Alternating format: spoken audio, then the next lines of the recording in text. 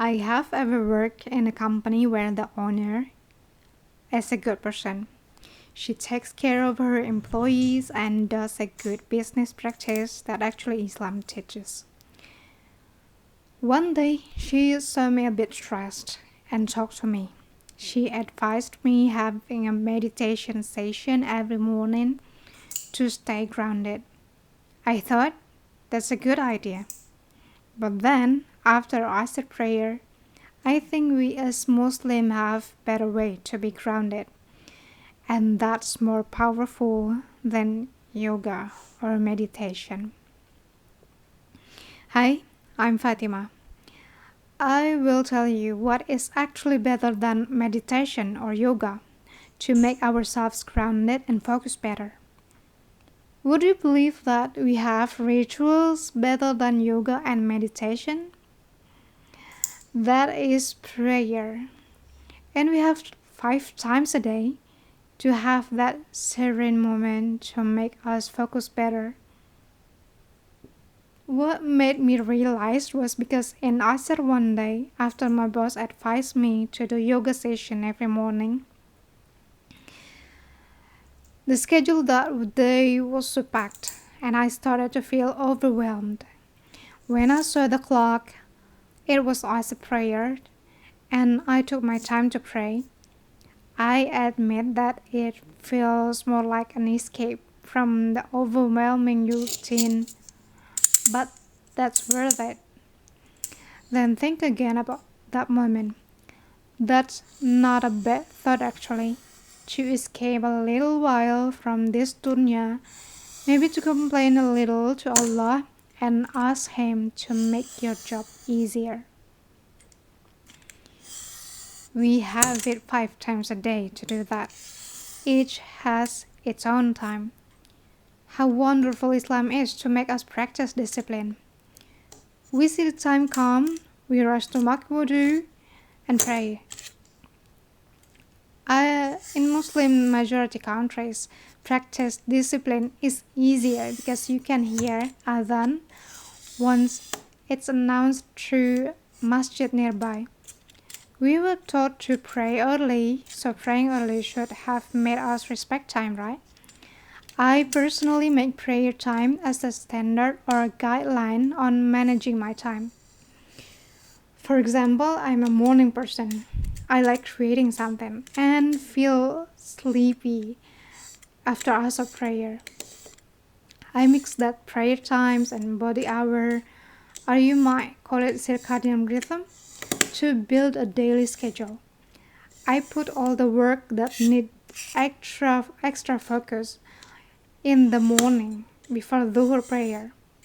Then I put administrative work in between Dhuhr and Asr prayer because my brain usually falls into autopilot mode at that hour.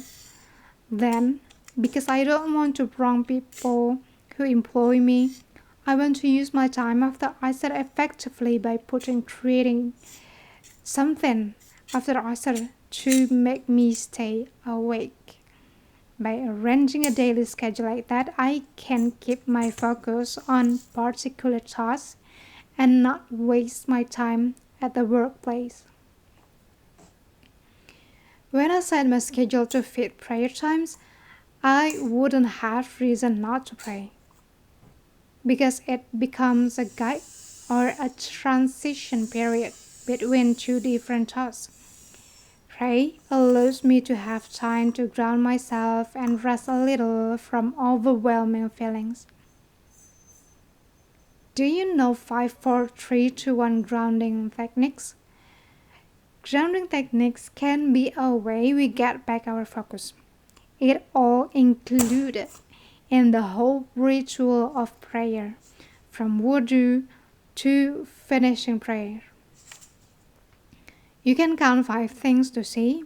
You can see other things while you step to wudu place.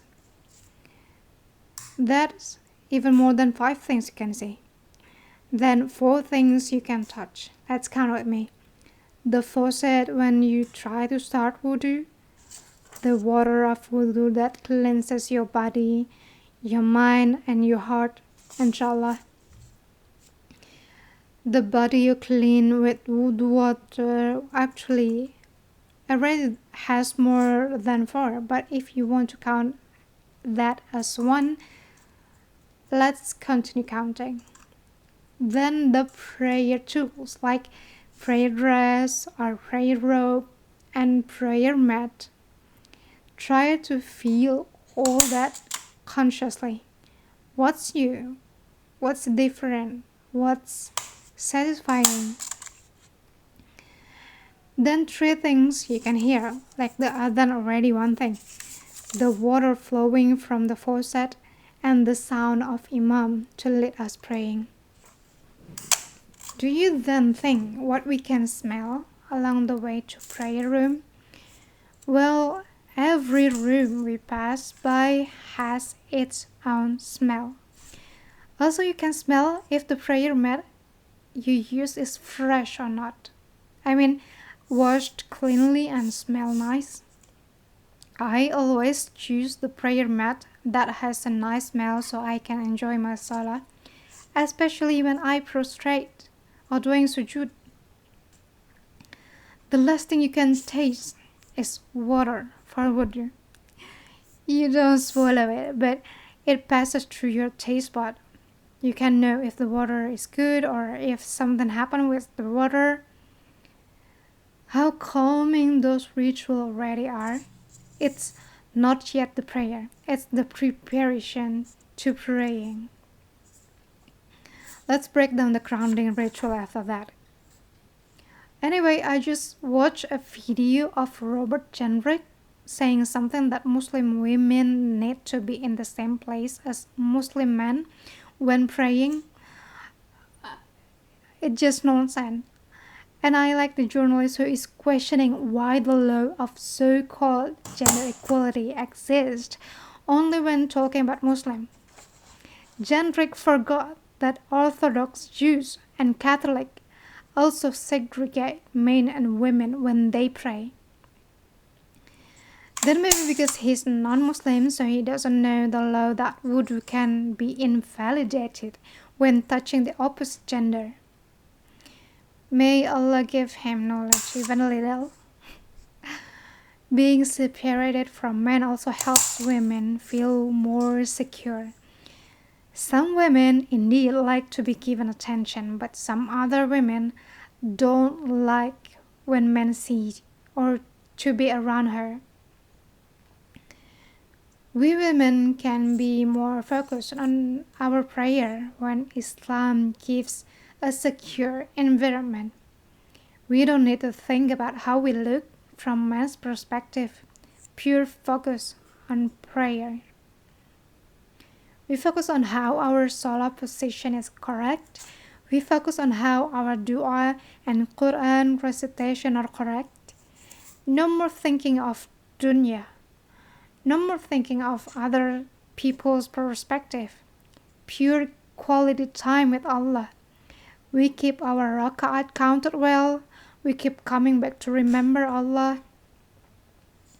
Oh, I want to give you some motivation so you're not afraid to make mistakes, but instead you can have more spirit when it comes to ibadah. Allah will reward you if you find it difficult to recite Arabic and you stutter while reciting the Quran. And of course, the reward for people who can recite it fluently will be different. Also, we might have problems losing focus during prayer. Allah knows our heart can be easily changed by just one whisper of shaitan. We might be suddenly remember the task we forgot before prayer, or suddenly remember the place we put our belongings. Allah knows that all, and that's why He certainly will reward us every time we come back to remember Him in prayer. Inshallah.